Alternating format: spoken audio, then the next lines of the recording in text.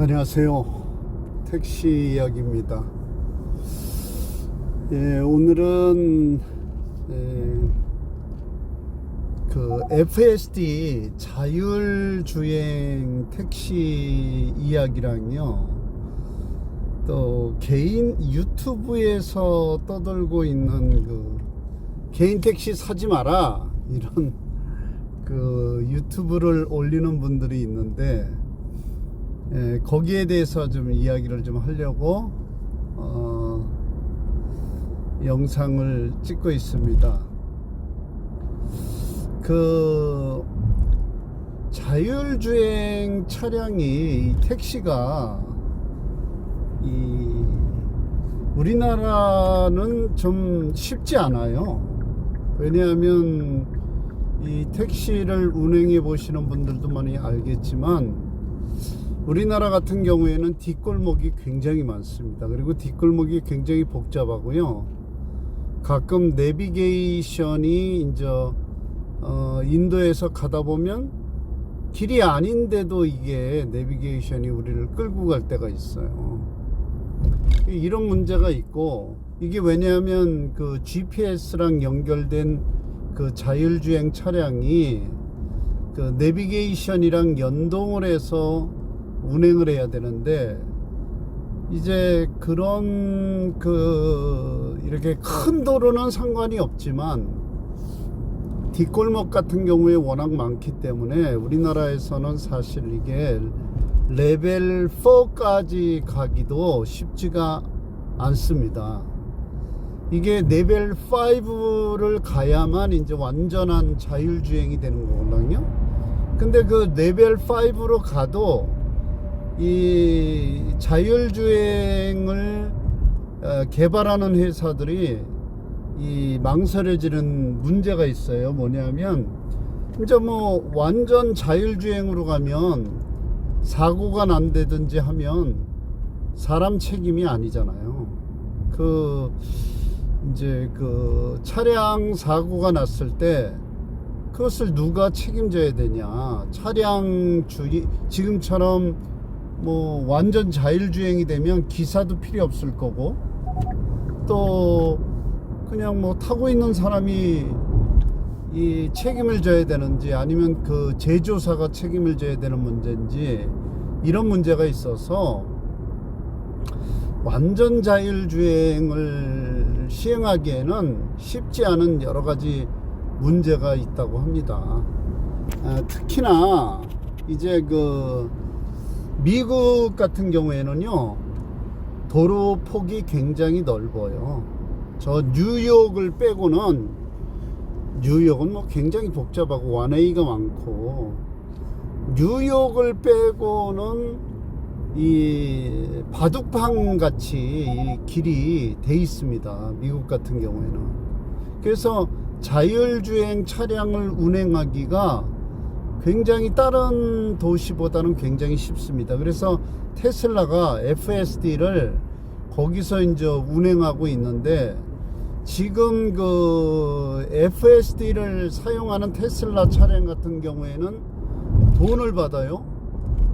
뭐 몇백만 원씩 돈을 받는데, 지금 BYD라는 중국 차가 앞으로 자율주행 그 소프트웨어를 그냥 오픈하겠다 이렇게 치고 나가고 있어요. 그래서 아마 테슬라 같은 경우에도 앞으로는 그 돈 받은 게 쉽지 않을 것 같은데, 왜냐면 경쟁하는 차들이 그런 것을 오픈해 가지고 이제 운행한다고 하니까, 경쟁력을 살리려면 자기네만 고집해서 돈을 받을 수는 없잖아요. 근데 이런 문제도 있고, 근데 돈도 받지 않으면서 사고가 났을 때 이거를 제조사가 책임을 져야 된다?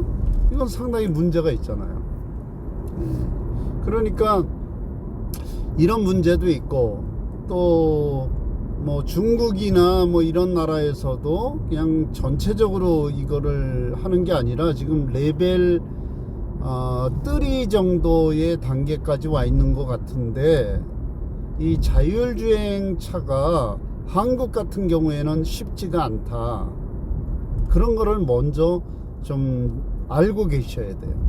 예, 완전한 자율주행하는 데는 한국 같은 경우에는 상당한 시간이 걸릴 겁니다. 그러니까 이 자율주행차가 뭐 택시가 금방 나올 것처럼 이야기하는 분들이 있는데 제가 보는 생각에는 결코 그렇게 쉬운 문제가 아니에요. 예, 지금 그래서 뭐 저 강남이나 서초 이런 데서 좀 이렇게 큰 길에서만 이 시범적으로 운영하고 있지 않아요? 그러니까 이게 그 뭐 큰 길 같은 경우에 이렇게 좀 도로가 잘 형성돼 있는 데는 괜찮은데 그렇지 않은 도로에서는 개선해야 될 문제들이 굉장히 많다. 그리고 또 비가 온다든지 아니면 이 눈이 오는 날 있잖아요. 이 센서들이 다 이렇게 먹통이 될 때가 있어요. 예. 눈이 많이 오고 이러면 이 센서가 많은 차들은요, 그 센서가 눈에 가려져 가지고 이 작동이 안 되는 그런 문제가 있어요. 그러니까 자율주행을 하고 있는데 만약에 눈이 많이 온다든지 비가 온다든지 이런 악조건 속에서 이제 그런 문제를 또 어떻게 처리해야 될 건지 이런 문제도 있고요. 어쨌든 그 자율주행 택시가 뭐 금방 나올 것처럼 이야기하는 분들이 있는데 그게 쉬운 문제가 아니다 하는 거 정도는 생각하고 계시고, 특히 한국 같은 경우에는 뭐 IT가 상당히 발전돼 있지만 한국의 지형이 그렇게 만만치 않은 지형이다 하는 거를 생각하면 자율주행차가 쉽지가 않다. 예. 그런 생각을 할 수 있다고 생각합니다. 그리고 두 번째로 뭐 개인 택시 사지 마라. 예. 뭐 금방 다 자율주행차가 생겨가지고 이제 앞으로 택시가 뭐 똥값이 된다 이렇게 하는 이야기하는 분들이 있어요. 아유, 이건 뭐 구더기 무서워서 장을 못 담그는 건지 아니면 그렇게 하면 이 세상에 할 비즈니스가 뭐가 있습니까? 예, 그렇게 생각하면 아니 아직 실행도 되지 않은 상황을 갖다가 미리 걱정해 갖고 하지 마라 이러면 그게 언제 될 줄 알고, 또 그렇게 완벽한 비즈니스가 이 세상에 어디에 있어요. 예. 그리고 택시라는 거는 이게 점점 이제 이 고급 택시로 바뀌어갈 거라고 생각이 돼요. 고급 택시로. 왜냐면 우리나라 같은 경우에는 삶의 수준이 자꾸 올라가고, 지금 뭐 요즘에 택시에 불황이 있고 뭐 전반적인 불황이 있지만 이렇게 계속 어려우면 우리나라 망하라는 거예요? 그렇지는 않잖아요. 이제 어느 일정 부분에 있으면 이게 또 경기가 회복되고, 경기가 회복되면 또 뭐 택시 타는 분들도 많고, 또 그 강남 같은 경우에는 법인 카드 가지고 이 고급 택시들 타는 사람들도 굉장히 많이 있고요. 또 요즘에 젊은 사람들의 특성이 점점 이제 뭐 혼자 타는데도 그 벤티 같은 거 그런 거를 그냥 타고 다니는 사람들도 굉장히 많지 않습니까?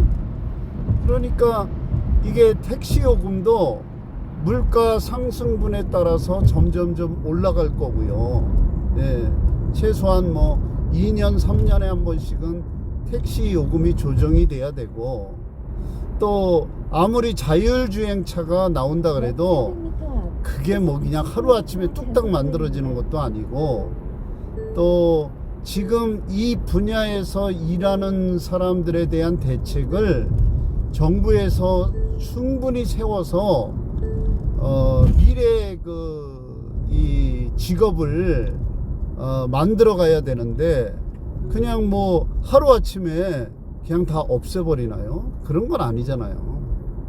그러니까 택시를 갖다가 그냥 뭐 금방 망하는 직업처럼 이야기하면서 개인 택시 사지 말라 이렇게 이야기하는 건 조금 문제가 있어요.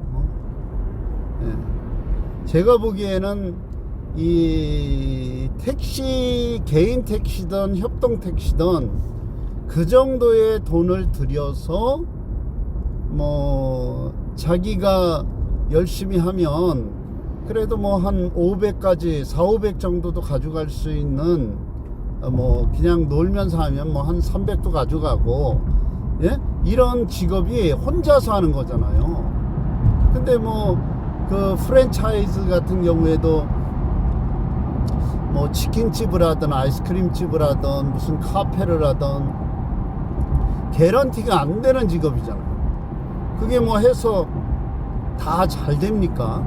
아니면 음식점을 많은 돈을 들여서 인테리어도 해야 되고 그 가게도 얻어야 되고 월세도 내야 되고 이런 환경 속에서 이제 창업을 해야 되는데 그게 잘 된다는 보장이 있습니까? 예, 그런 것도 아니잖아요. 그래서 저는 뭐 그냥 자기가 어느 정도의 수입을 가지고 살면 된다 이렇게 목표가 있는데 그 목표치에 택시라는 직업이 맞으면 뭐 택시 괜찮은 직업이라고 생각돼요. 그리고 점점 이제 택시도 고급화가 되고 또 사람의 삶의 수준이 대한민국의 그 세대들이 이 삶의 수준이 점점 올라가면 올라갔지 내려가진 않을 거 아니에요. 그러니까 그런 점에서 택시라는 직업이 결코 나쁘지 않다고 생각합니다.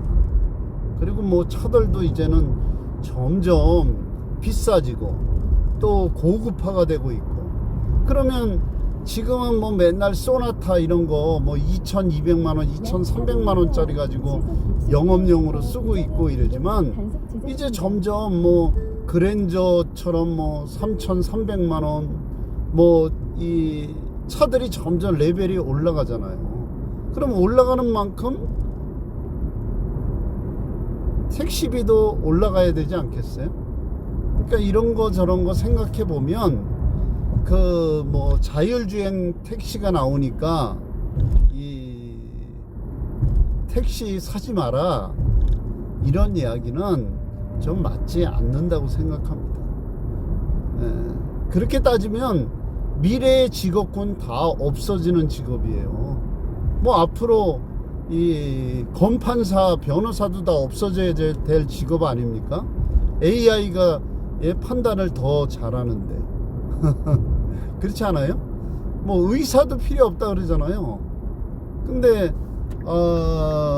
그냥 AI한테 가서 여러분 진단받고 싶어요? 택시라는 직업도 하나의 직업군이로 제가 보기에 뭐 그렇게 부정적인 직업군은 아니라고 생각이 되는데 이 말은 제가 틀렸을 수도 있겠지만 어쨌든 택시를 사지 말라, 개인 택시를 사지 말라 이런 말은 좀 안 맞는 이야기 같습니다. 그러니까 여러분들이 잘 생각해 보시고요. 저는 괜찮다고 생각해요. 웬만한 그 뭐 이런 편의점이라든지 뭐 이런 다른 뭐 치킨집이라든지 이 음식점이라든지 이런 거보다는요 상당히 안정적이다 그렇게 생각이 됩니다. 그러니까 잘 생각해 보시고 직업을 선택하는 데에 도움이 되셨으면 좋겠습니다. 예, 좋은 날 되시고요. 더 좋은 콘텐츠로 여러분들을 만날 수 있기 바랍니다. 감사합니다.